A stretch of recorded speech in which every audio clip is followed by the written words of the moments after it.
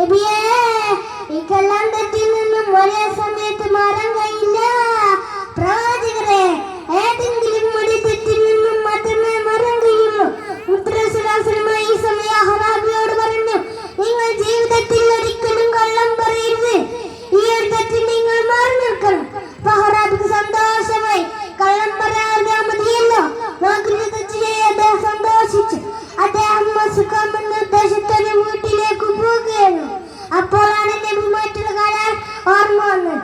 നാളെ മോഷിച്ചല്ലോ ചോദിച്ചാൽ എന്താന്ന് പറയാൻ പറ്റില്ലല്ലോ എന്നോർത്തപ്പോൾ അന്ന് അദ്ദേഹം മോശത്തിൽ നിന്ന് പിന്മാറി. ഓരോ തെറ്റുകളും ചെയ്യുമ്പോൾ നബിമായിട്ടുള്ള കാര്യം ഓർമ്മ വരികയും സ്വാലിഹായ മനസ്സിനെ ജീവിക്കുകയും ചെയ്തു. അതുകൊണ്ടാണ് ഇങ്ങനെയാണ് പ്രവാചകരെ ഒടുക്കാനാളുകളെ ഉപദേശിച്ച് സന്മാർഗ്ഗത്തിൽ നയിച്ചിരുന്നത്. നാം എല്ലാവരും പ്രവാചകരെ പിടിപറ്റി ജീവിക്കാൻ ശ്രമിക്കണമെന്ന് പറഞ്ഞുകൊണ്ട് ഞാൻ എന്റെ കൊച്ചു പ്രസംഗം